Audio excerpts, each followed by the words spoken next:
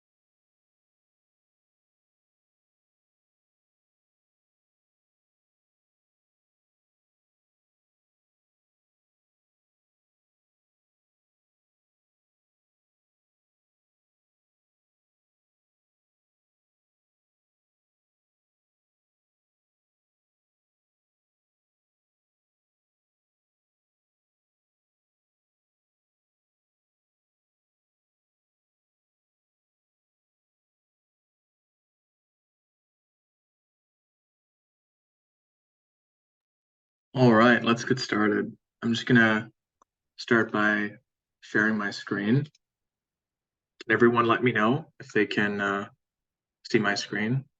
It's like a slide deck. Awesome.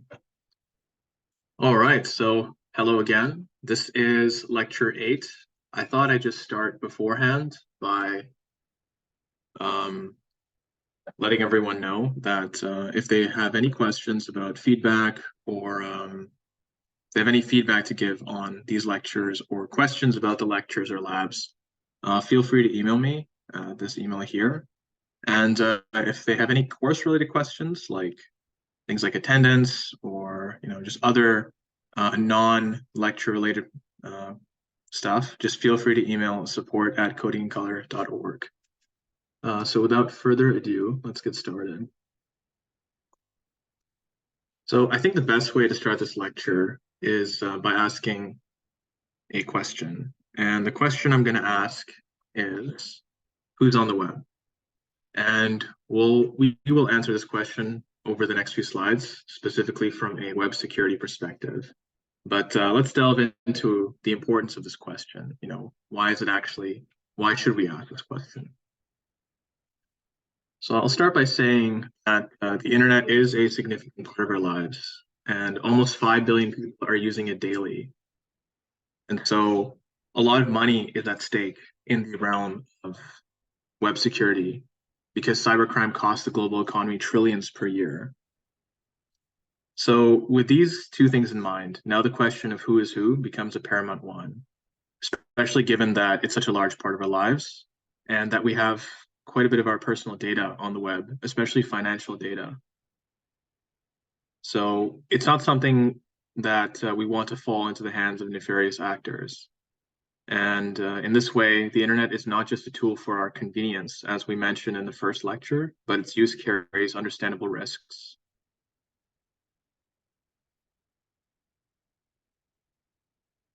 In light of that, there are some very serious consequences to web insecurity, things like identity theft, financial loss, as well as damage to our personal and professional reputations.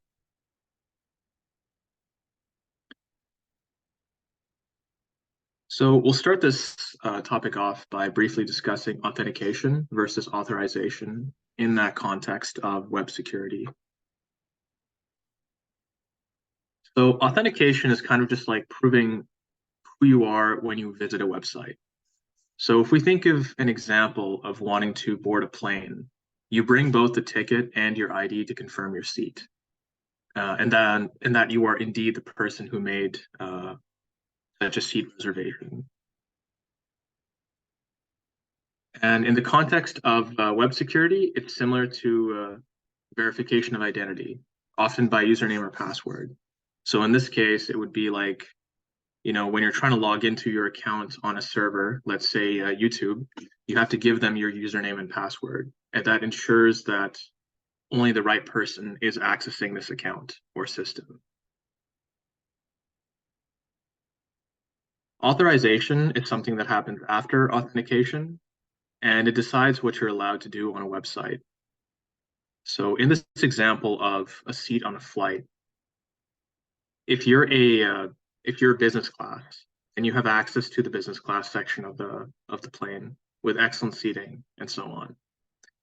In the context of web security, authorization specifies the permissions you have on a website, therefore protecting sensitive information and maintaining security. Because actually, before we go into the next slide, I'll just give another example about that. If you're at a bank, you wouldn't want just anyone to be able to see, have access to everything. So usually when you do go to a bank, the customer assistant that's at the till, they can see a lot more about your account as compared to what you see, as well as, about other people's accounts. Moving on, we'll talk about cookies and their relevance to this overarching theme. So cookies can be thought of as snippets of information, and these exist on your computer. So when you visit websites will specifically store cookies on your computer when you visit them. Now, these can be useful in many cases because they remember things like your preferences, your login status, or even the items in your shopping cart. However, they can be a privacy concern if they're not managed properly. So as an example, I'll show you two images. First one just shows a standard case of logging in, where the user wants to keep themselves signed in. And you can just see that because they have ticked that box, keep me signed in. And the second image shows the result of clicking that. So what happens is that in the second image, we're just showing cookies, and you can actually go in your browser. And at some point in the very near future, we'll show you how to do this. But you can very easily go in your browser and just click cookies, and then you can see, username and password. Now, often it won't always be your password, but sometimes they use tokens as well as other sort of authentication information. But it is sufficient private information to be able to log in without any input from you.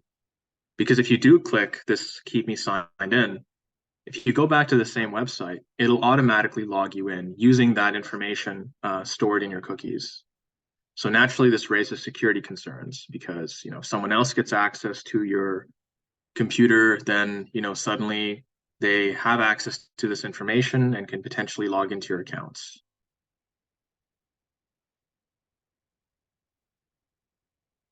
For sure. So just as a summary, a cookie is a snippet of information that websites store on your browser when you visit them.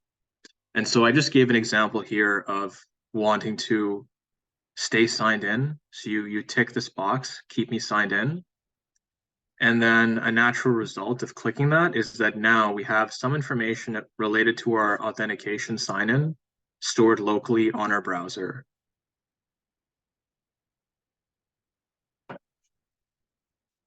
And how this could be, it could be a privacy concern if someone else gets access to your computer.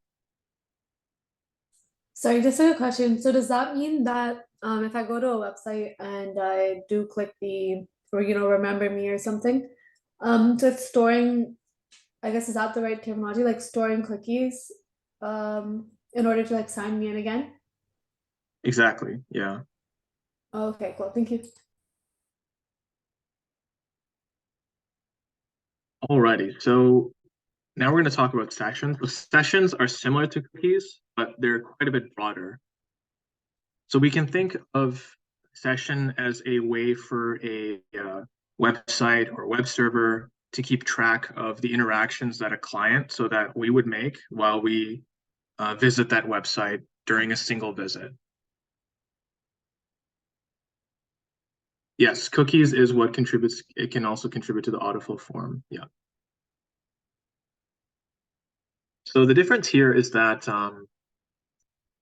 a session is managed on the server side. So it's not actually stored on the client. It's not stored on our browser. It's the server manages this virtual session that it starts as soon as we sign in and begin using the service. It can sort of be thought of as like a server-side cookie, and to make this concept a bit more concrete, we're going to go through an example of a shopping cart. So imagine you just logged into an e-commerce site like Amazon, and what happens when you log into this site is that the website server, so the Amazon web server, will generate a unique session ID for you. And so as you start shopping and just adding things to your cart, the website can keep track of these items you've added by associating them with that ID, as well as other information about your visit. So it makes sure the goal is for this session, especially the session ID, is to make sure the website remembers who you are and what you're doing every step of the way. So you don't need to keep logging in every time you add an item to your cart or really do anything on the website, right? Because often once you're logged in, you are getting a view that is specific to your account. And so there is an authentication requirement that comes with that. However, having a session ID sort of fulfills that requirement every step of the way. So, going on different pages on Amazon, checking different products, you're still signed in. Um, even checking different products it'll save that to your history, and they'll often use that to recommend you things. So that's also part of the reason why it keeps you signed in that way. And yeah, once you finally log out, your session will end and session data is cleared. So there's a security element to that.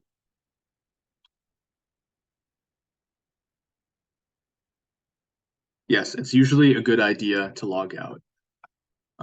Because, let's say just in case maybe something happens to your computer, if you're auto logged in, people can, there's a lot of like stress and headache that comes with that.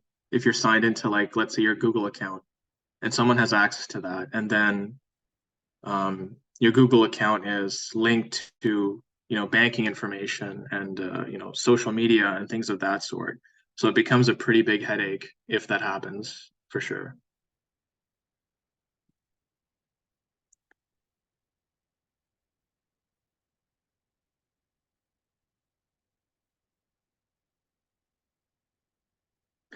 Right. So a cookie is like a single snippet of information. I guess I can just explain it again in the sense of a cookie is something that the website will store on your browser. A session is essentially your interactions being tracked from the server side. So the server manages a session, whereas cookies are something stored locally on your browser. So that's the difference. Alrighty, Do so all browsers use do all pages, I guess, use cookies, or is that only like do all of them have to use them, or only some of them?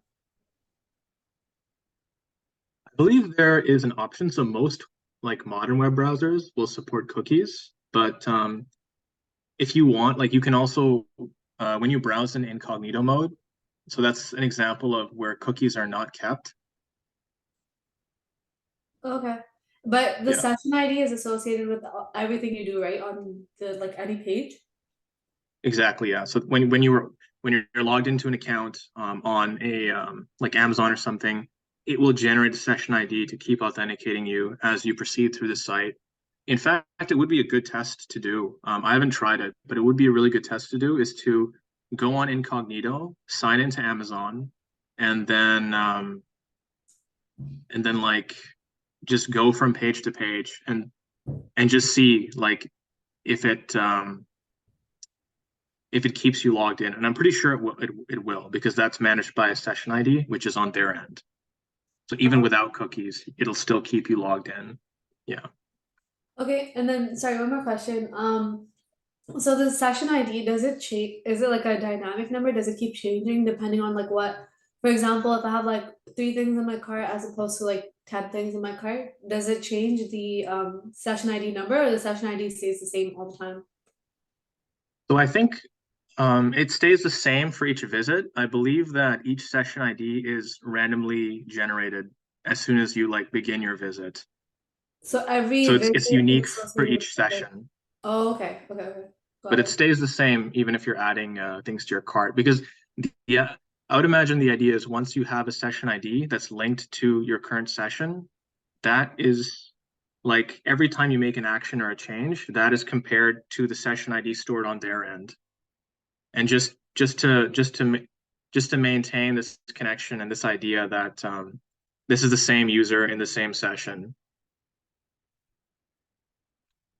Okay, All right, so I think from there,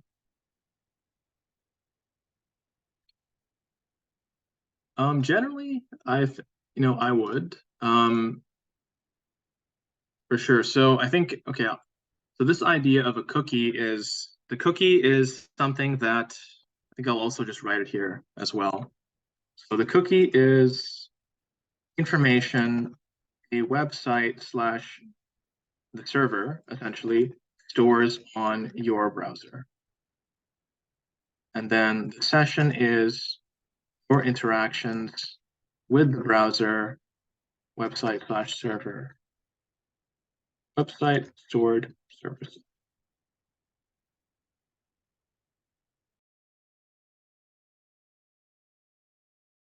Yeah, is everyone able to hear me? I'm not sure if my mic is like properly picking up my voice. Okay.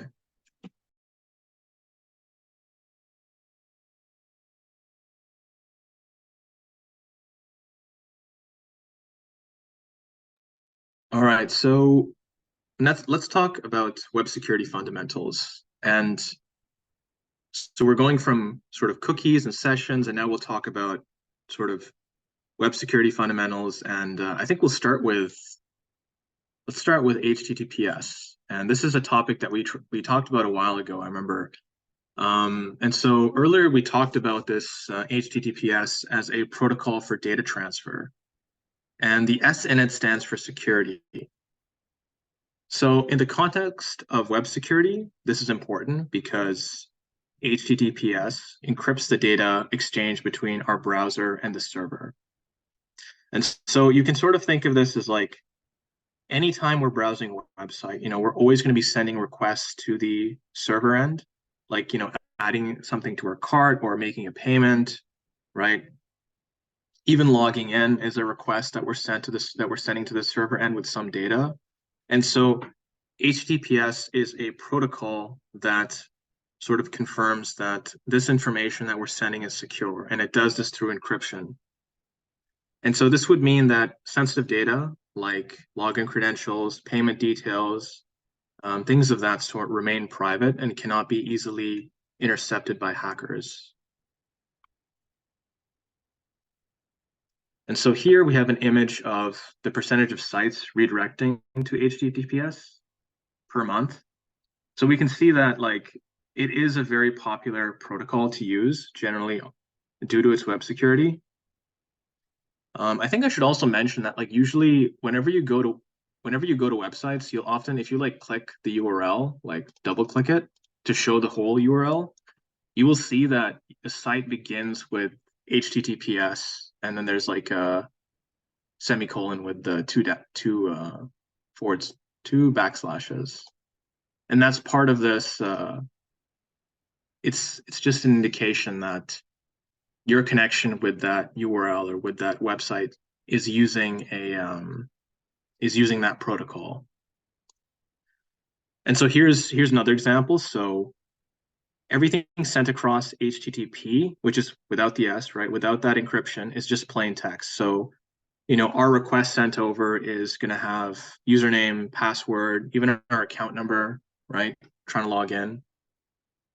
Whereas with encryption, with HTTPS, now that information is encrypted in a way such that, even if it's received by someone on the outside, they will not be able to, from that, derive our username, password, and other such information. And yeah, I'll just like to clarify as well. So just because the website's secure, so even if it's using this protocol, it doesn't mean it's a safe website.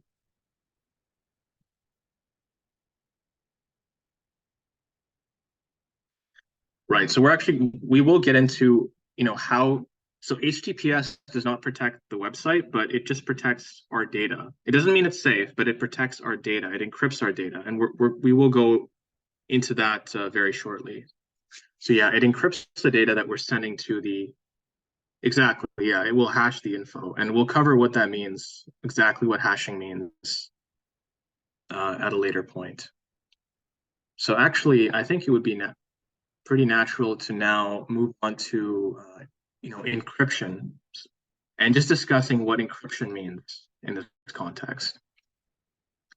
So we can think of encryption as scrambling the data into a code that only the intended recipient can understand. So it's important because encryption safeguards your information from unauthorized access, and in doing so, it protects your personal data during things like online transactions, secure messaging, and while browsing sensitive websites like online banking to ensure our privacy and security.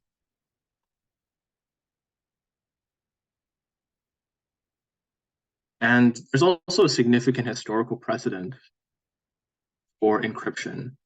So I will mention, because hashing did come up, so hashing is not actually encryption. They are different, but you can both think of them they do fall under sort of the same purview in they're often used in a security sense, but in this case, we're just going to bring up encryption. So there's a pretty interesting historical precedent for encryption. I've included an image of what's called the Caesar box. So this was a tool developed by the Roman Emperor Julius Caesar to send secret messages to his generals in the field. So I believe this is a cipher, what he has here. So the idea is that you will use a cipher to change like letters to some other arbitrary symbol that's generally meaningless.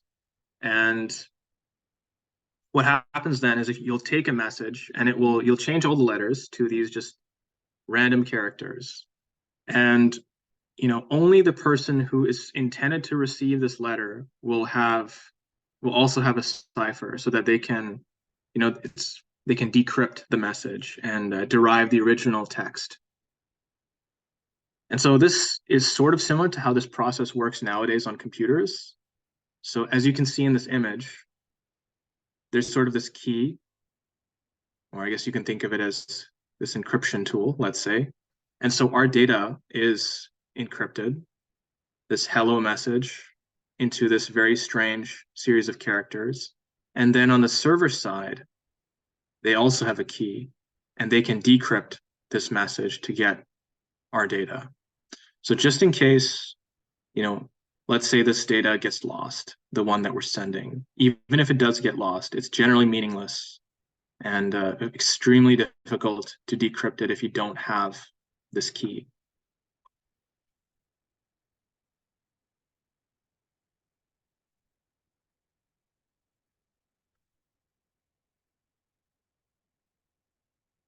So over the last few slides, we've talked about these nefarious actors who prey on our data in a very abstract sense.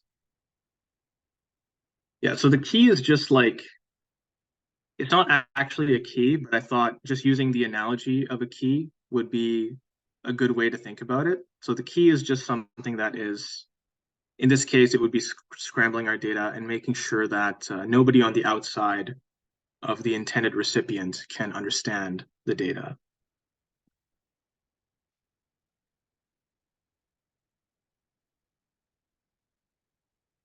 Alrighty, so remember when the lecture first began, we talked a bit about nefarious actors and not wanting our data to fall into their hands. And so we talked about this more in the abstract, but I think it would be really good if we sort of get more into the details of this. So hackers in general are quite a broad category. The motivations of a hacker usually depends on many factors. So you have some hackers that are purely motivated by financial incentives. So their only goal is to make money. So when they try to hack into your information, they're usually looking for credit cards or other bank information, and trying to make withdrawals once they do get that information.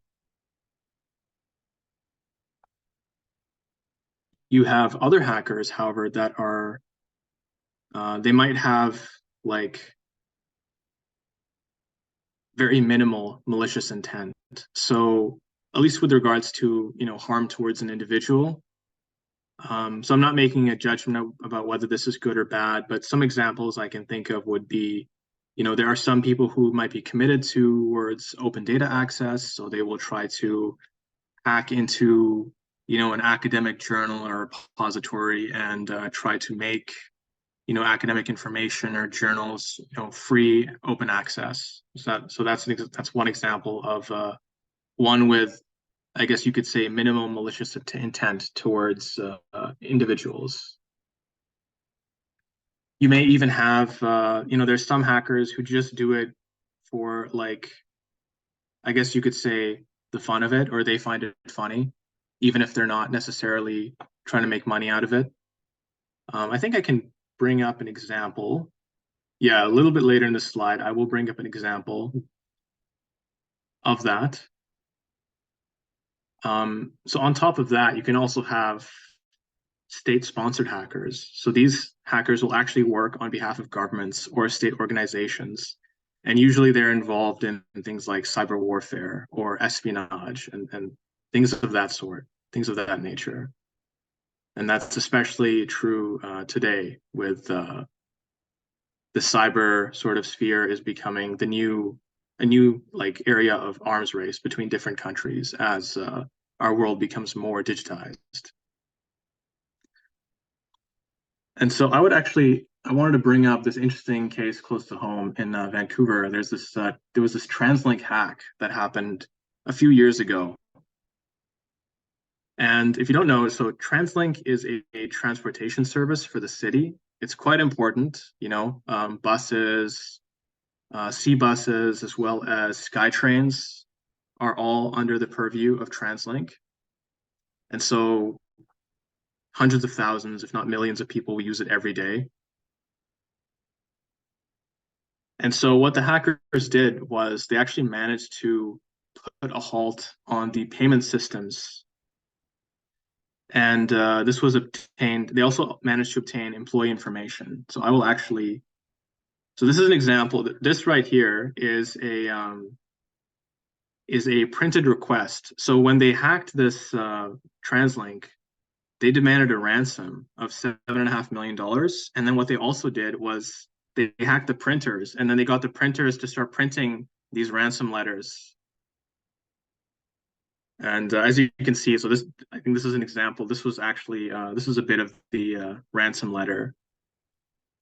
Now, I don't think they actually managed to get into any personal accounts of customers, but they did manage to obtain employee information. Yeah, it is pretty crazy. I don't think TransLink did not pay them because, and I can understand why. That would set a very bad precedent. Related to these sorts of things, which makes sense. I also have a pretty interesting personal experience with hacking. So fortunately, I was never hacked, but there are countless attempted hackings on one of my old emails. So as you can see in the screenshot, this is my Hotmail account, and I just logged in to like the security part of my account. And as you can see, there are a lot of attempts at signing in to my account every day. There are like dozens of them. And I was even looking in the course of a week, there'll be like a few hundred.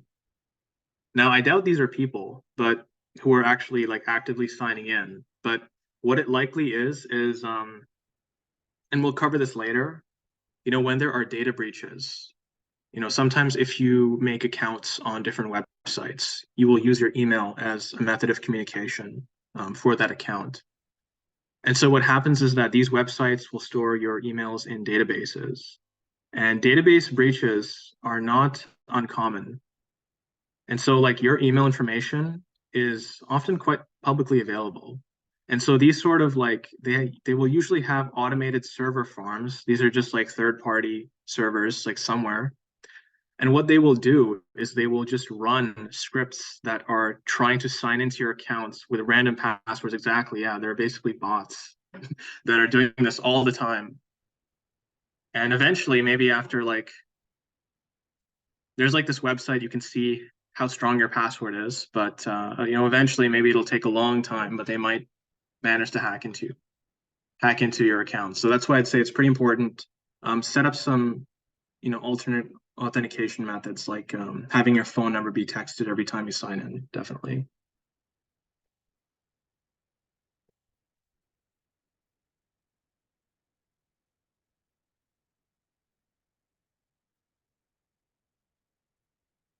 Yeah, two-factor authentication is pretty important, definitely.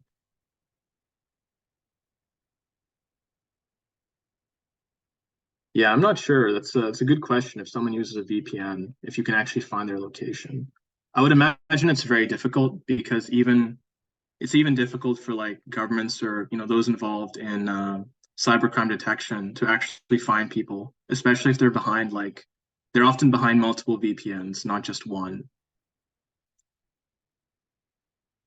But yeah, does anyone have any other examples they'd like to share of like hacks or being hacked? I think I can share one more that's pretty interesting. I don't have a photo to show it, but I would say one time I had another account, an Outlook account, I think, or maybe it was a live account, but I actually lost access to it for quite a while. And then I tried to log in again. Oh, let's see, what was this? Interesting. That looks like a scam email. Yeah, so scams, yeah, we're gonna get into that. That's another example for sure. But my email, I think this email was actually hacked because when I logged in, I saw a just a random credit card associated with this email. So this is after I did like account recovery, trying to get my password. I logged in and I noticed that there was a random credit card, not my credit card, just some other credit card. And so how I think I interpreted that is that someone had stolen my account and then used that as like an account to then use someone else's credit card to pay for things. So right away I exited, like basically unlinked that credit card and just closed down my account. I didn't want any involvement in that. Your saved passwords appeared in a data leak. Wow, that's not good. Definitely change those passwords. All right, so I think now that we covered hackers, we're going to get more into the types of attacks that hackers can perform. Oof. Uh,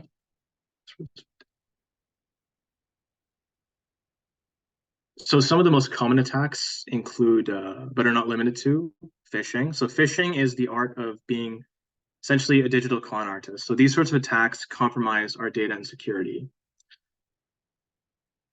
And so I think the example that Waleed gave, that's an example of phishing because usually this is someone who's phishing, they're pretending to be someone you trust. So either a family member, but often it is a credible institution like a bank that is asking for some data, usually financial data. And so these often compromise our data and security in a very direct way because it's like we are directly giving them this information. Phishing is a huge, huge issue these days. I'm getting like text messages on my phone asking for like FedEx or something from like Amazon or FedEx about package delivery and stuff like that. So, and I'm not clicking those links because they might ask for me to verify my identity, which includes exactly, yeah, there are a lot of those.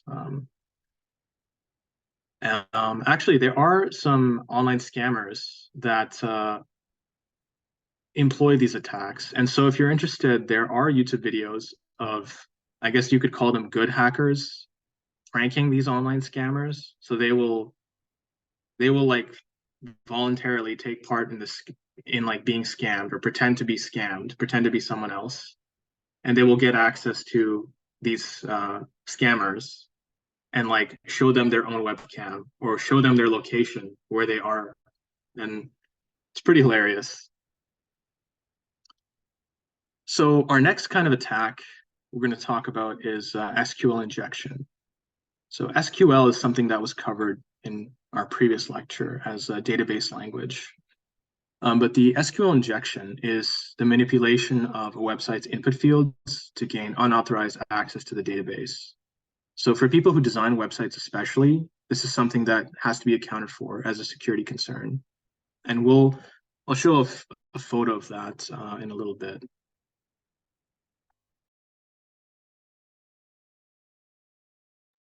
There are also DDoS attacks. So these are examples of attacks that disrupt online service. But rather than trying to acquire user information, they will instead flood a website with traffic, causing it to crash. So usually it's done to exact financial loss on the website in question. The sort of people that do these are also hackers, but I guess you could put them in a different category of hackers. Maybe they have some sort of ideological motive for wanting to crash a website or some sort of financial institution. So scraping data from a website is a bit different, but I remember one time I was trying to scrape data from a website and actually I was trying to do too much of it. And it did detect and like ban the IP address for some amount of time. So it probably saw it as a DDoS attack. Yeah, like too much traffic, too much being done on the site. Exactly.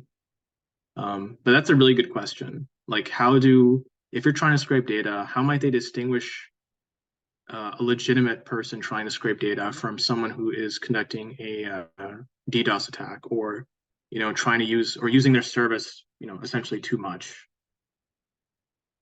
So I thought I would also include an image of an SQL injection. So you don't need to know the details, but to sum it up, this involves a hacker trying to execute some code on the server that returns information from their database, like usernames and passwords.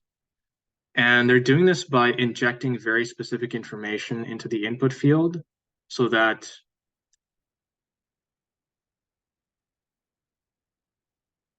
essentially that like information from database is being returned. Usually it's an SQL query. So usually it's a query that they want to run on the server that gives them like information from some table that has to do with, let's say, customers, so usernames and passwords, or even like the financial information table, which definitely exists in Amazon, let's say, because Amazon does record your credit card information. Right. So scraping data, we will go over that more in detail later. But yeah, scraping data, exactly. Extracting data from websites. That's a very good way to put it.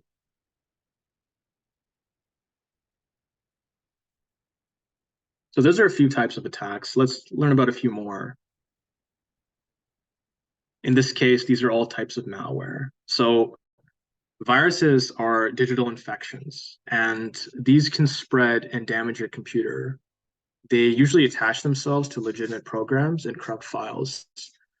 And so you might find viruses if you're downloading something that you're not entirely sure is legitimate, or maybe you try to download a free program or something of that sort. There could be a virus attached to that, and if there is a virus, it might steal your data. It might even control your computer. Now, we also have worms. So worms can spread independently across networks. They don't actually need to be attached to a file that you download. So these are similar to viruses, but they tend to slow down systems through consuming resources rather than trying to steal information. So rather than a focus on data theft, there is a focus on slowing down and maybe even trying to crash a server.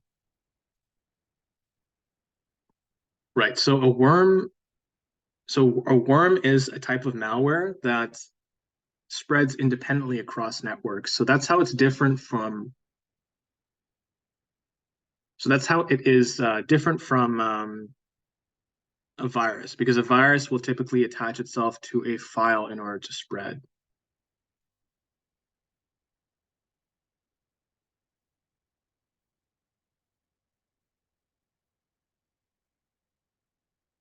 So I'm not sure how the first worm happened. As far as I remember, as far as I know, there are like these are things that can be written in code.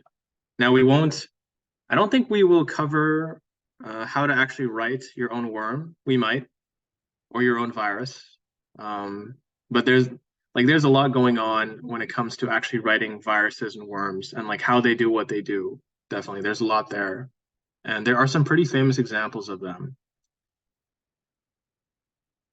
So Trojans are like digital disguises. So these are sorts of malware that will pretend to be harmless software, but contain malicious code, and they often steal personal information.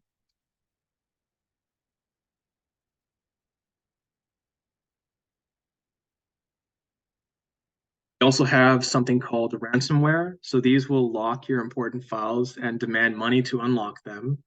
The TransLink hack is a very good example of this because they hacked into payment systems and then they halted payment systems and then demanded money to unlock the said payment systems.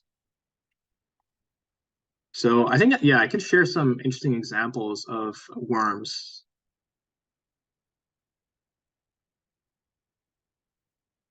So a pretty interesting,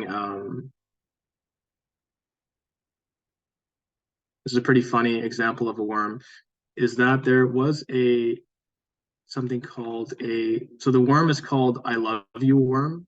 So it's a worm that was disguised as a love letter spread via email and caused extensive damage by overwriting files and spreading itself through email contacts. And it was one of the earliest examples of social engineering being used to distribute malware.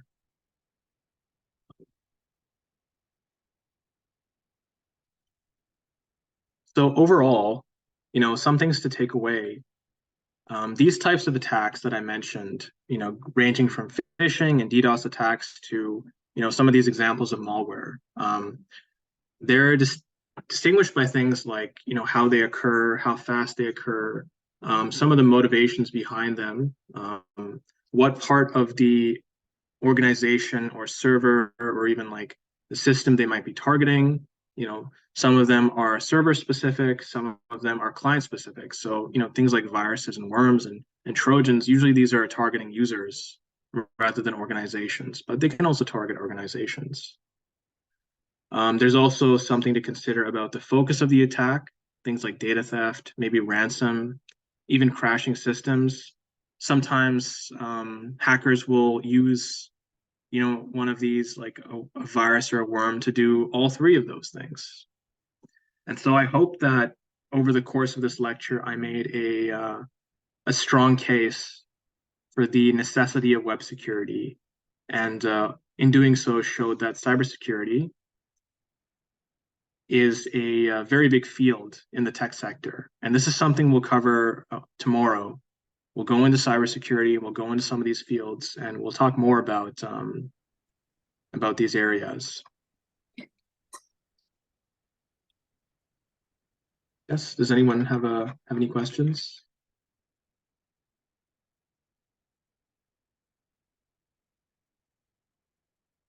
All right, so I think so this is an interesting website. I think I mentioned this before, but it's called Have I Been Pwned? So you can type in your email address and you can see if your email address has been involved in a data breach. So let's see. I'm actually just gonna stop sharing my screen and I will open up a web browser so we can do a demo on this. Have I been pwned? Okay.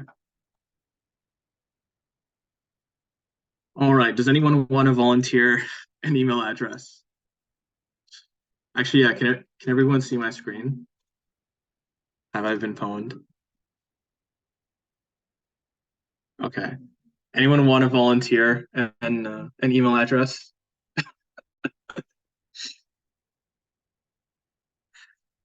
Okay. I'll put mine as well later. Okay.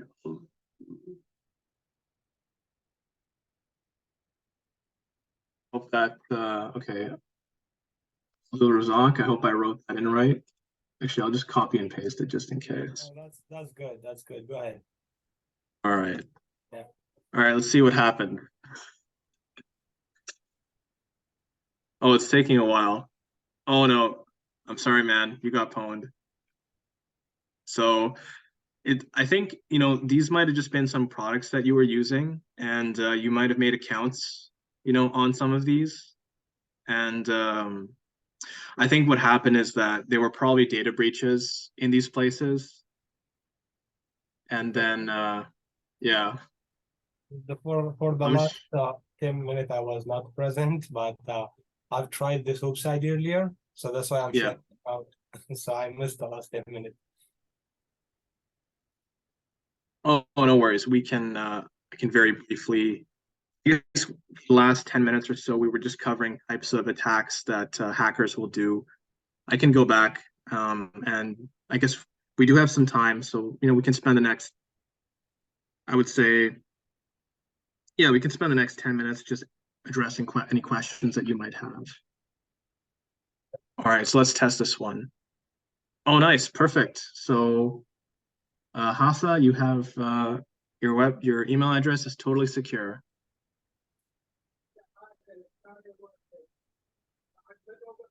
All right, Sundas, let's try that. At Gmail, okay.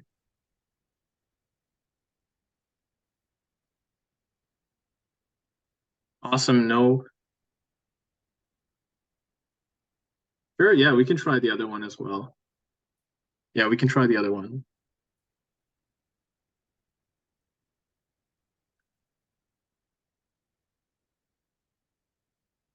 Okay, let's see. Biba. I'll also put my email and just see, just to because my email. Oh, it looks like maybe none. Hmm. Oh, awesome. Yeah, none.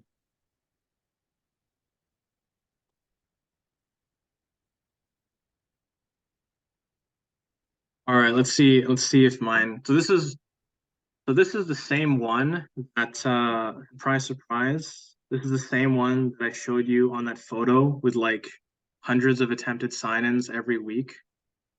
And so, it's pretty relevant to as far as seeing, if are people trying to sign into your email. So as you can see, 9 data breaches. So Chegg, don't try to, get others to do your homework for you. That's what usually Chegg is for. Gaming sites, stuff like that. Seems that these are breaches. These are at least breaches that it knows about. Yeah. And so this is definitely related to why there are so many attempts at signing into this account in particular. Yeah, so usually these happen, there are hackers who are actively working to try to break into databases and find customer information. And so sometimes they are data breaches. Let me find one here. So here we can see in February 2018, the diet and exercise service MyFitnessPal, so these guys suffered from a data breach. And in this incident, exposing 144 million unique email addresses alongside usernames, IP addresses, and passwords. And then in 2019, the data appeared listed for sale on a dark web marketplace. So it definitely does happen.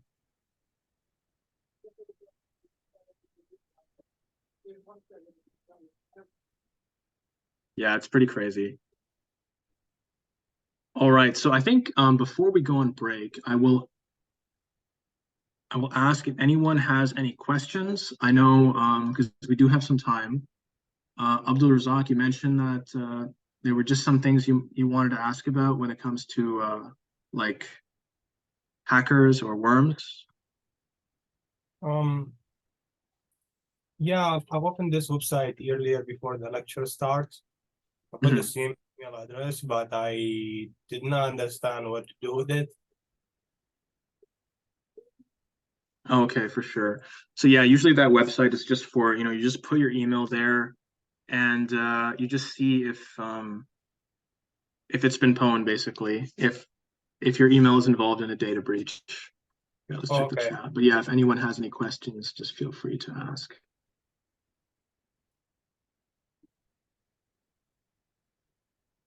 A good question. Like, how does this email know that your email was associated with those websites, right? Because once, I guess, what could happen is that if an organization is trustworthy and they know that they've been breached, and there might be like legal requirements around this, that if they know they have been breached, they may report to, these sort of websites and other agencies that are concerned with web security that they've been breached. Um, and so based on that, they will report your email to an actual legitimate organization. And well, we're assuming the have I been pwned is legitimate, and it's not just using those email addresses that you write in and saving and selling them.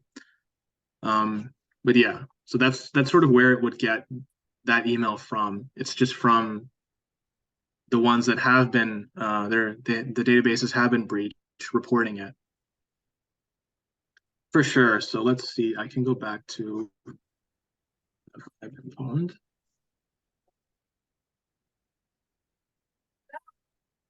And yeah, so this website is just to check if your email address is in a data breach. Yeah, that's a good question. How do we protect our IDs?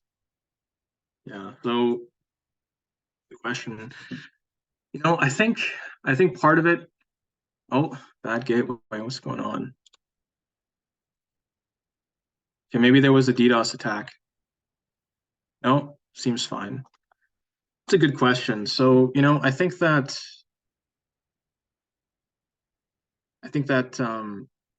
a good point to yeah, you could live in the woods, exactly. So there's always a risk with using the internet, and anytime you use your email to make accounts somewhere, that information is being stored, obviously, so there is always that risk. All right, so I think with that being said, we can take a 5-minute break, and then we'll come back and move on to our next uh, lecture, which is going to be on that'll be more on like blockchain, cryptocurrency, and related topics. So yeah, we will see everyone in about 5 minutes.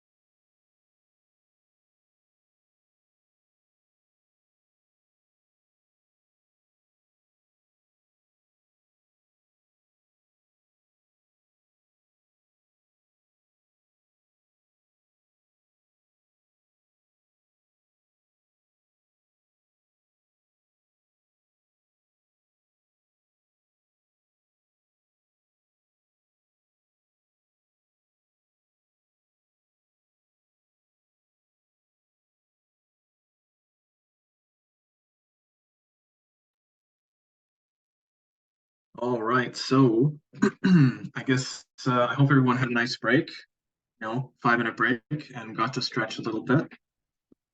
And yeah, let me share my screen and we can get started on the next section. I see there's a question here provided to. Okay, so this might be like, I think this is an attribution to whoever provided the information regarding which emails were pwned, like to that website. So this might be the person who reported the data breach, as well as how, like which emails exactly had been stolen. Alrighty. So now we're going to talk about decentralized systems. It's a bit of a segue, but there is a relationship between these and the concept of web security as well. So, and security in general, actually. So I will begin this slide by talking about an example, which will help us very briefly cover the main topics to be discussed in this entire segment of the lecture. And so I will start off with an example of wanting to send money to your friend. And this is a friend who lives in another part of the world. And, maybe it's just like a birthday gift or something of that sort. But, regardless, you're trying to send money to a friend who is international. Now, some traditional ways of doing this might include using a bank, either in person or online. So, in person at a till, trying to make this transfer request, or online, just, online banking. But either way, in both cases, we have a central authority, the bank, handling the transaction, and they have their set of rules that we have to follow. And so because of that, there are challenges with regards to this method of using a central authority to handle this. Banks can charge fees for currency conversion, but not only that, there are also international transfer fees. And, as well, on top of that, it might take a long time for the money to reach your friend, depending on, what the bank deems is the, trustworthiness of, like, where you're sending it, right? Which particular institution or bank are you sending it to in, that other country as well. So a lot of these are like based on the bank's judgment of like what would constitute necessary fees. And so based on the example that has been provided, we will explore some questions. And these questions include questions like, what's the difference between centralized and decentralized? Because I just mentioned centralized a few times, or central authorities, right? We'll also be answering, how does technology make decentralized banking possible, or just decentralized systems in general? And why do the two, the previously mentioned questions, why do those actually matter in our digital world? So these are all things that we'll be covering over the course of this lecture.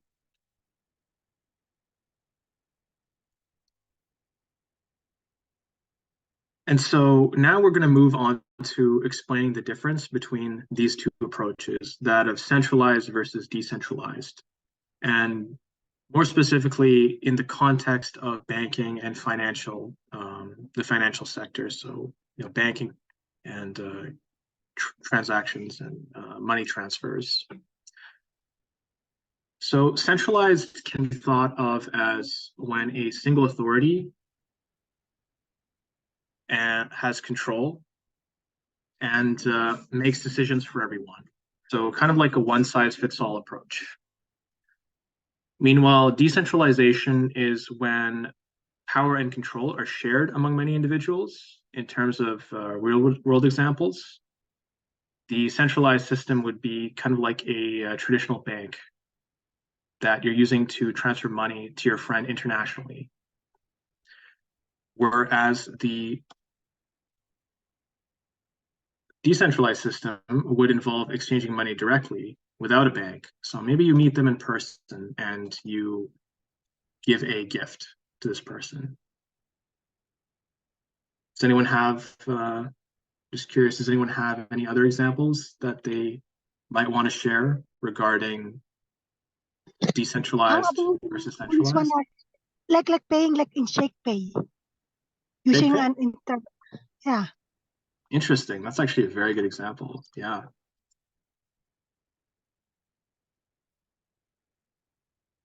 So as far as I know, I think Shake Pay uses cryptocurrency, so it might be decentralized. I'm not actually sure.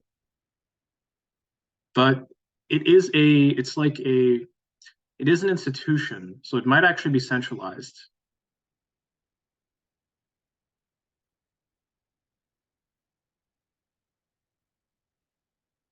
Yeah, it's a pretty good example.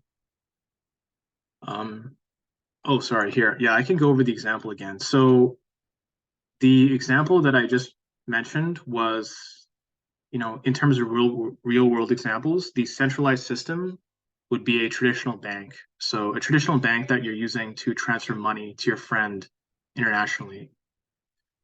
Whereas the decentralized system would involve exchanging money to them directly without a bank, without a centralized bank. So maybe you meet them in person and give them the gift. And naturally, there are benefits and challenges to both of these systems.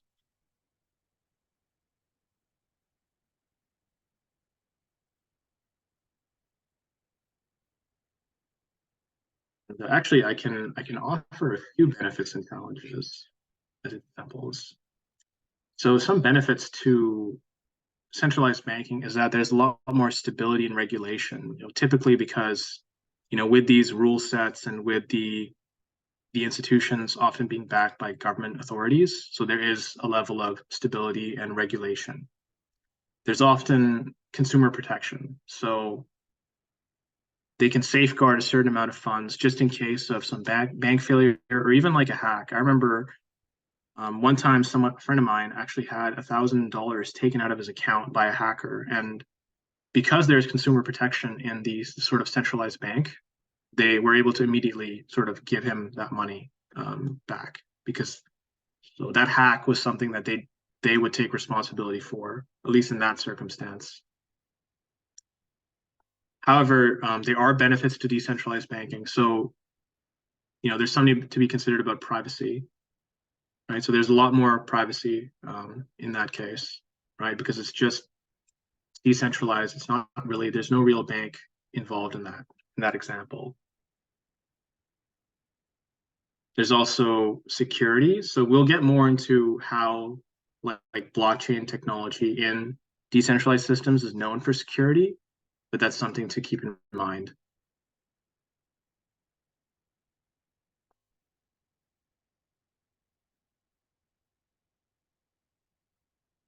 So there are benefits and challenges to both. So it's not quite clear cut which one is better than the other. Exactly. Yeah. So torrents are an excellent example of peer-to-peer sharing, very decentralized. There's also like an element of trust in it that someone, once they're done downloading the file, they will seed the file, or they essentially what that means is they will provide their bandwidth to upload the file so other people can download it. They won't just like exit and stop and not do that. So there is an element of trust in peer-to-peer sharing for sure. And there's just a little diagram of that. So now let's talk about blockchain. And blockchain is essentially so this is actually, it's not just banking. So decentralized systems are it's an approach to system management. And now we're going to talk about blockchain, which is a technology that enables sort of decentralized systems in a very, very unique way. And then a little bit after this, we're going to also talk about more examples other than just banking and crypto and things of that sort. I think torrents have been mentioned, and that's actually a very good example of a decentralized system. Yeah. So blockchain is a new kind of technology that makes these systems possible. Now, this example that I will cover in this slide is in the context of a financial transaction. So we can think of blockchain as a kind of digital ledger. So a ledger is a book of financial accounts or financial of transactions. And we can think of the blockchain as a sort of digital record-keeping book that keeps track of transactions or information over time. So it's in the name, really. We can think of a basic unit of blockchain as a block, which is a collection of transaction, just like pages in a ledger. So these blocks are connected in a chain, hence the term blockchain. So this adds an element of historical accuracy, or I guess you could say there's an element of also, past transactions are also tracked. So, a real world example might be a restaurant keeping track of all transactions in ledgers, and a new ledger is used every day. And so the old ledgers they offer a window into the past transactions, just like old blocks do. And maybe also, you can also think of that, that is it's like its own blockchain, because you have every ledger is a block, and then there's sort of this chain connecting them, going way back into the past, maybe when the restaurant first opened. So yeah, they permit accurate history, and also everyone has a copy of this digital ledger or this blockchain. So no one can cheat, at least that goes the idea. So there is this element of consensus, because before a new page with transactions or a block is added to the notebook ledger, all the parties involved need to agree that this is a valid transaction or a valid block. And so once this information is written into this notebook, it's permanent and cannot be easily changed. And so it would make sense then, like as more blocks and more transactions have been added, right, and this chain grows longer, the further back in the chain you go, the more permanent and irreversible that block is, or that those transactions are. Often because future transactions will depend on those past transactions. And so if something there was incorrect, there's a lot at stake, and like everything after that point would have to be reversed. And so that's why there's that element of consensus.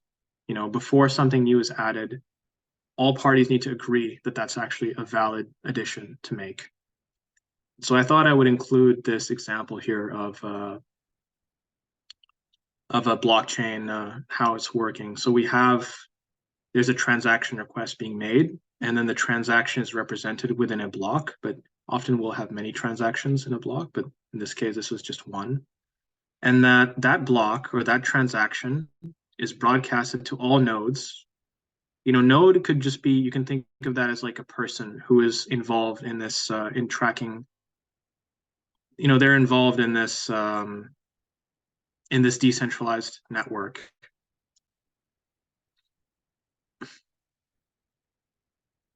And so this block is broadcasted to all nodes of the network. And then the transaction has to be validated by all these nodes or all these people. And only then is it added to the existing blockchain, and we can consider the transaction to be complete. So in that way, there is this element of consensus in ensuring that a transaction is valid.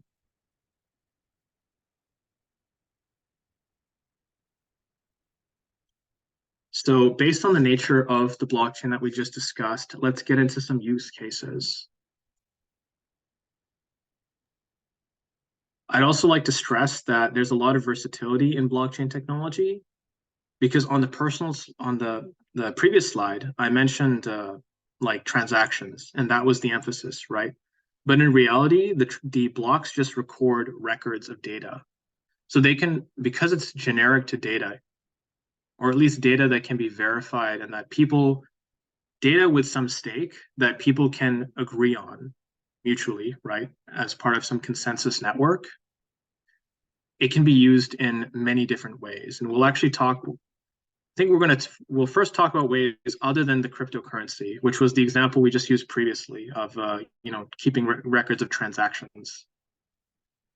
So it extends far beyond just financial transactions, and this is actually where blockchain and decentralized systems, by virtue of blockchain, show a lot of promise. So one use case is supply chain management. So companies can use blockchain to track a product's journey from manufacturing to delivery. Perhaps each new block on the chain is the verification of the product at a new location on its journey from product to consumer. And so, every time the block, let's say from the fact that it gets shipped, let's say you're shipping a product from like the UK, right? So your first block would be a verification of it actually leaving the port and it being on the shipping container. And then your next verification is that it arrives at, let's say, the port of, let's say, Montreal, for example. That's your second example, or the second block. And then after that, another block could be it's verified to have arrived in Toronto. And maybe that's the destination, right? So then another block would be that you actually receive it, right? That it is being delivered, or it's in the delivery truck. And then the one after that would be that you have received it and that you've signed for it. So that's one example. Another example could be voting systems. So let's say we have individual voters being assigned unique digital identities, and their votes are then recorded as transactions on the blockchain. So each block would have multiple votes on it, and then sort of over time, you'll have additional blocks being added with the consensus on, that this actually being a person who voted. And so that adds an element of immutability, guaranteeing an actual, at least as best could be guaranteed, a trustworthy election. And so now we will cover use case 3. So this is generally the most popular use case that we've heard of in some way, cryptocurrency.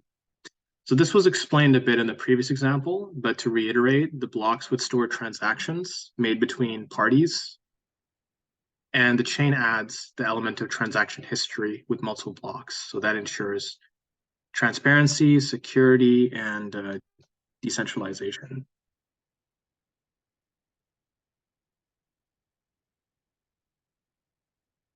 Yeah, that's a pretty good question. So someone is asking the question of what about security while broadcasting transactions to different nodes?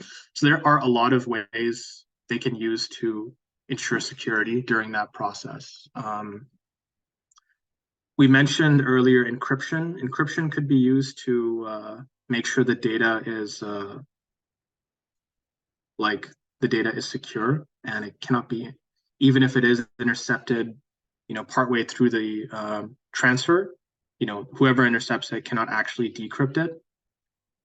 That's actually one way I can sort of think of as confirming that broadcasting as being secure.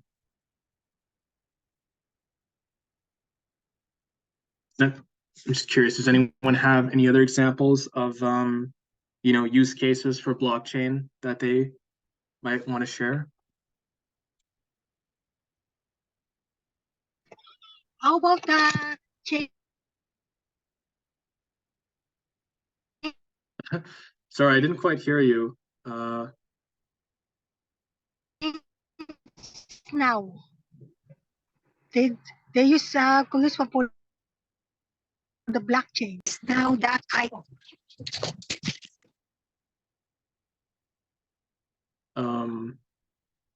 Overthrowing the government, yeah, very funny. NFTs. So unfortunately, I actually don't know much about NFTs. But if you'd like to share, now, for that use example, you case, want to call this one for your country. feel free to unmute yourself, Christian, and just share a bit about NFTs. Or you can also share in the chat, and I can read that out.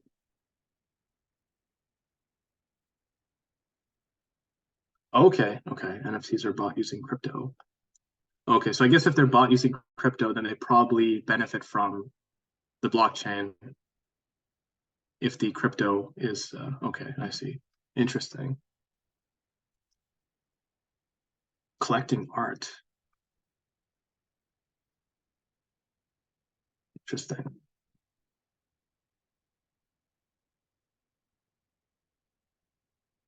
For sure. Abdul Razak, you have a question? Yeah, can this blockchain be tracked? Blockchain be tracked? That's a great question. I would imagine it can be, even if,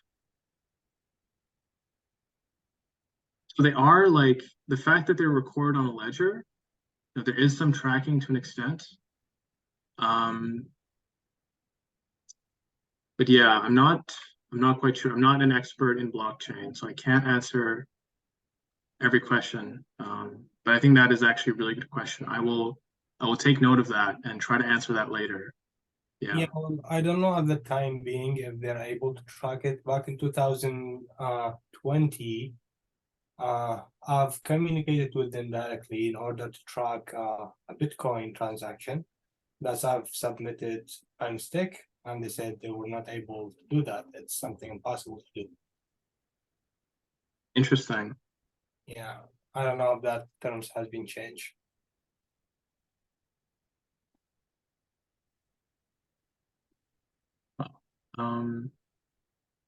Yes, so blockchain can be used for identity verification. In fact, that's one very good use case that was not mentioned here. Also, a use case that would enable a bit more privacy because you're not really sharing your personal information to whoever needs that verification. Like, They or also rather, use you're not they sharing also ask unnecessary you to information. they also ask you to take a picture of yourself, selfie. Like, sorry, Maria, what was that? No, I said that for your picture.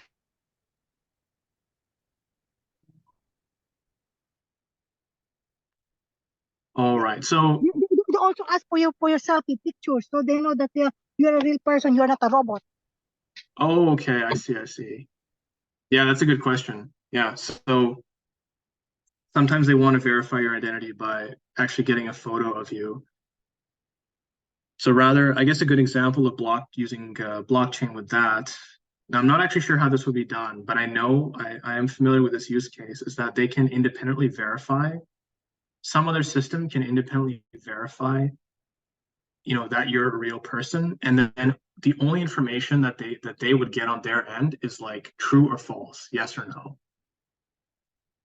Another example could be if you need to, let's say you're at like the DMV, and you need to give some information. I guess you like driver licensing offices or something like that, right? And you need to give some information pertaining to your driver's license. When you give someone your driver's license, they don't just see like your name, right, or your first name, last name, age, or whatever information is really needed to verify who you are. They'll also see other things like your address or maybe your personal health number or these other sorts of things that might be on that card, right? And so that's another example of privacy concerns, or how we could use blockchain to verify identity instead, is that the people who are asking, the verifiers, will only obtain the information that they need to verify. They won't obtain any of this other extraneous information, personal details.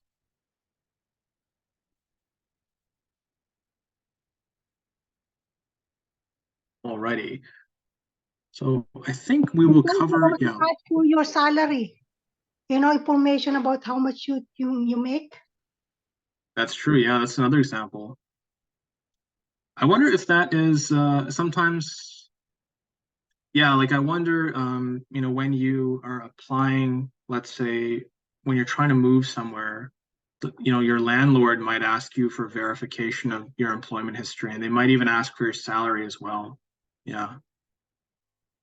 Although I'm not sure how to get around that, but I think that's definitely something that's asked. So if everyone can share my screen, I think so let's actually cover in a demo an example of a transaction using the Ethereum blockchain. And more specifically, this will be using Etherscan. So just one sec, and then I will go on that website and I'll share my screen so we can take a look at that together.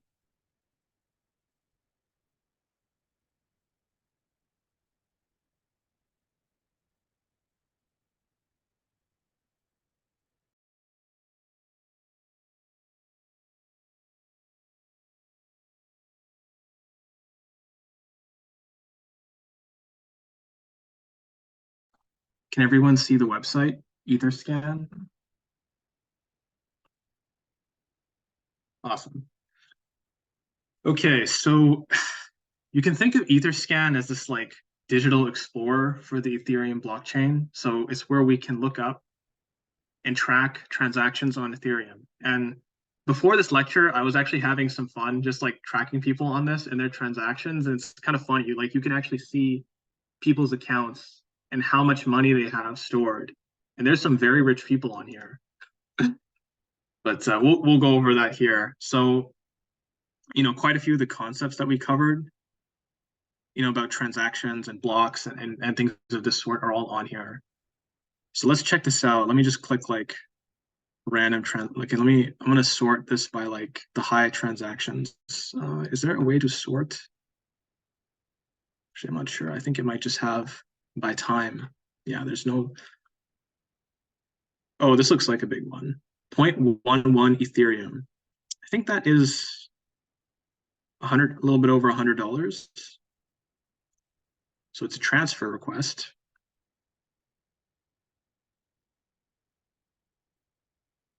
Okay, so what we're looking at here is that we can see this is the block number. So this number is basically where this transaction is being stored. And so a blockchain, this is like between these two individuals. It's a record of their financial transactions. And in this case, it's two. I believe it's two. If there were, but if prior transactions have more people on them, then more people will be included. So in this case, we have this is unfinalized. And it might be unfinalized because there's only two block confirmations. So this block confirmations are essentially the number of blocks that have been produced since this block. And so what this means is that as mentioned before, each new block confirms the identity or the validity rather, and permanence of transactions in the previous block. And so the more confirmed blocks we have, the better. And the more irreversible the current block becomes. So with only two transactions since this transaction, it's probably why it's unfinalized and maybe susceptible to reorganizations. So as you can see here, they're transferring 0.11 Ethereum so that's about $180, and there is a 52-cent transaction fee. What is this gas price? Interesting. So I'm not actually sure what that means, but let's actually go to one of these people's profiles if we can see here. So this individual, I think here, this is someone who has this particular address and transfer. Okay, transfer. So this person doesn't have a lot of Ethereum. Maybe that transfer probably made their day. Wait, this was the 2. So someone here transferred, so this transferred this many Ethereum to this fellow, but this person's Ethereum balance is much less than that. So either they spent it or it has not been confirmed yet and deposited. Interesting. Okay. So gas price, kind of like the fees that users pay. So this person's balance is 21 cents. But I remember finding a person who had like millions of dollars. Let me try to find that again.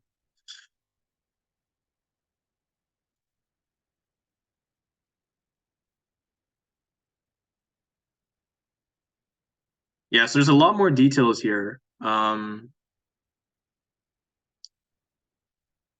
should have saved that Right, the block transaction. number was where the user's info is stored, right? So the block number is how many transactions since that transaction have occurred, like after that transaction. And usually because the transactions are stored on blocks, and the more blocks you have ahead of you, the better, like, I guess the more permanent and sort of, yeah, the more permanent that transaction is or that block is. That's a good question. Yeah, if anybody knows the answer to that, I can look into that later. But the difference between gas price and transaction fee, because both of those were mentioned. I'm just going to try to look into and find that particular individual who had, I think it was Coinbase. Let's see. Yeah, okay, check this out. So, okay, I think this person just spent $2 million. So can everyone see my screen? I think I'm just sharing someone's account here who has, yeah, so this person, so check this out. This person has over 9,000 Ethereum, 15.3 million value. Now do correct me if I'm wrong. I'm pretty sure these are account addresses rather than something else. I think that's the recipient wallet address. Okay, so this is a wallet address. So yeah, this is owned by someone. It's kind of surprising because this person must have, yeah, it seems like just a few minutes ago they're sending large amounts of Ethereum, because I remember looking at this earlier today and this was 17 million and now it's 15.3. So, I wonder what's going on. What are they buying in the course of a couple hours that's worth that much? Maybe they're buying the BTC. Maybe, actually, yeah, that's a good point. They might be transferring it to Bitcoin. But it looks like, yeah, Coinbase 10.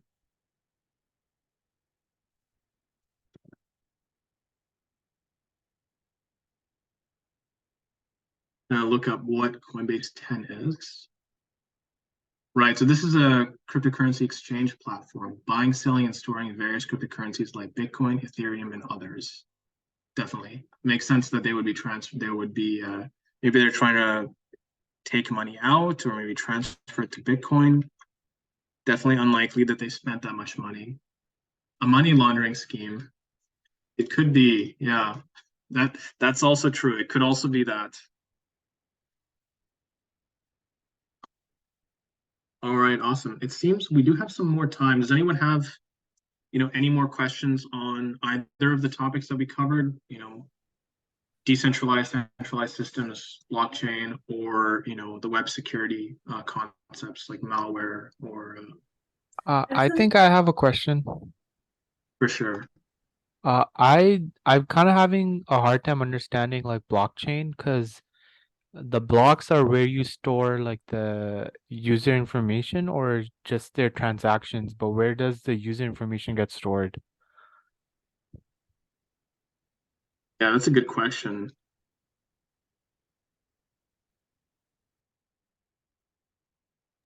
I think in the database, because when you give all the information, they compile everything, so they know next time that this person has a record already.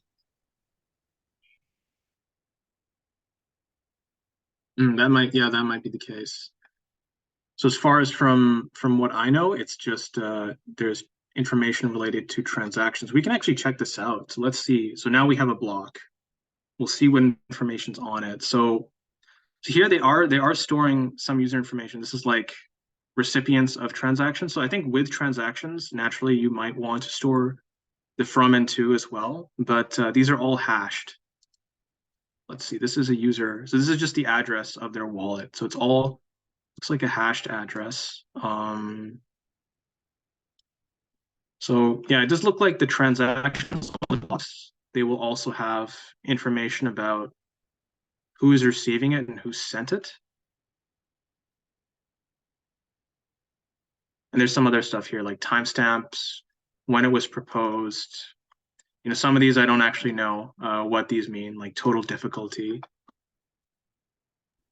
Sometimes they send it first to themselves, and then later on they will ask the others what is the recipient wallet address.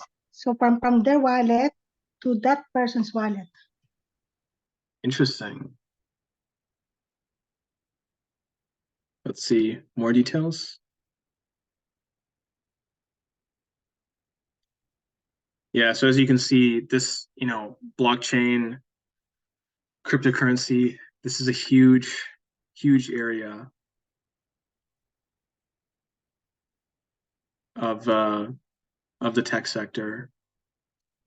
And there is, I think, it's especially big in Web3. Not quite sure if it, yeah, but I've heard that it's big in Web3. So yeah, I think let's move on to the lab. So How do you I find will out what the most recent transaction is on the Etherscan? most recent transaction in the block. Let's see.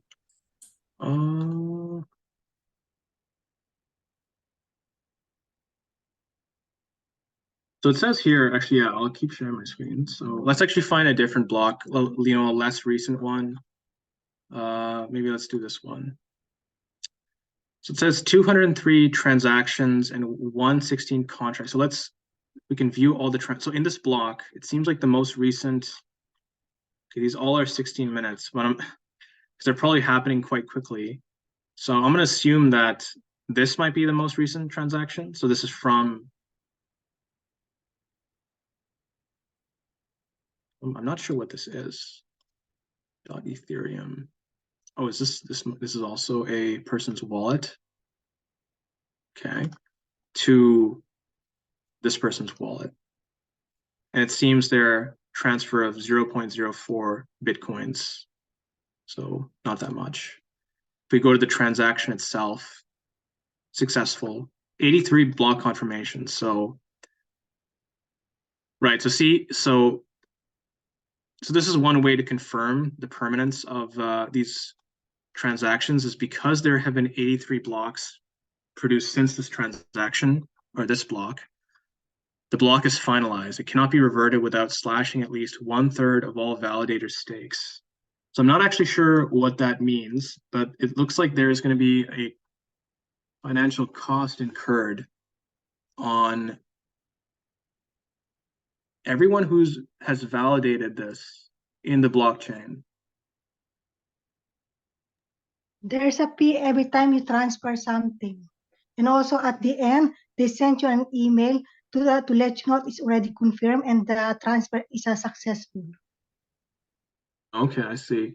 Wait, so Maria, what, like, let's say, like, if this one was reverted, am I reading this right? That 1/3 of all the validators, so all those who have validated this block, like, Yeah, because they will tell you, for example, it is awaiting deposit and then confirmation, and then if it is already sending and if it is successful.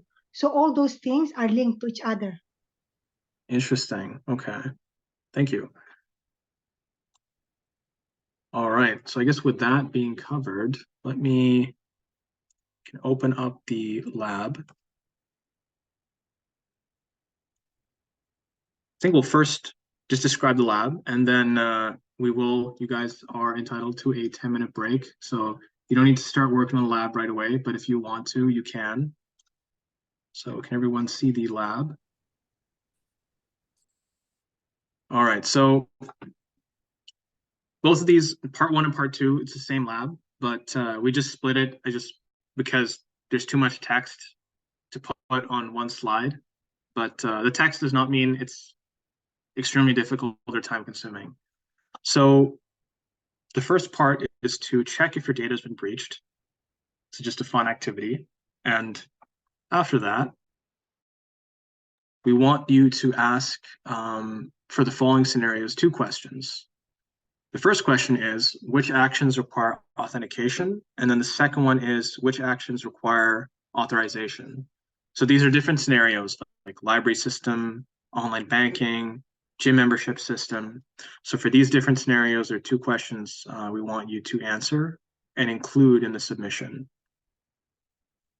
And then, the same lab, we would like you to use a block explorer, just like the one we just showed you in the demo, to find blockchain transactions, and then select a block and answer the following transaction.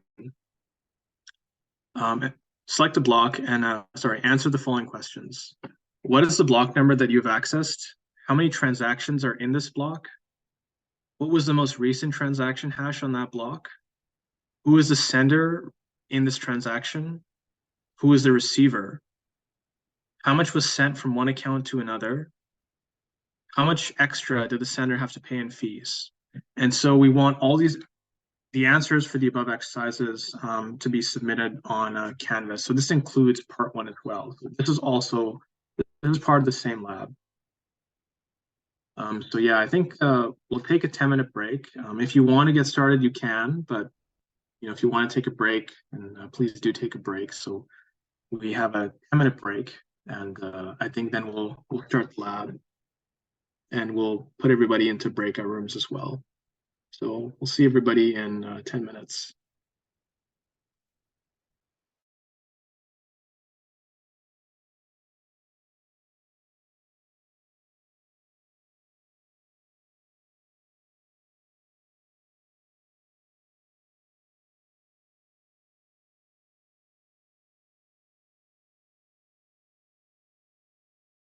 I don't know if it's fixed. Oh, my bad. Let me, I'll start the recording again. So, and the screen share. So just to reiterate, if you actually go into transaction itself, you can find the transaction details and the fee, like from to the value of the transaction, and the fee as well as other details like the fee, and then other details about the transaction can all be found within the transaction itself. I thought I'll just mention that. Thank you. I just wanted to confirm because the last question says the extra, like how much extra did the sender send, or does the sender have to pay? But is that basically what it's referring to, like the transaction fee? Yes, I believe so. Okay, and then just my last question. So for the question where it says what was the most recent transaction on that transaction hash on that block, is the very first number what we need to record, like once we go into the block? Yeah, that's a good point, because I'm trying to see, like, I'm not sure how, like, these are all the age. Oh, there we go. Okay, so looks like these are all happening almost at the same time. I guess you can just pick the first one. I would assume that it's like top down, where the first one is the more recent transaction. Okay, and we just need to copy that hash and like put it in the file basically, right? Exactly, yeah. Okay, sounds good. Thank you. Oh no, everyone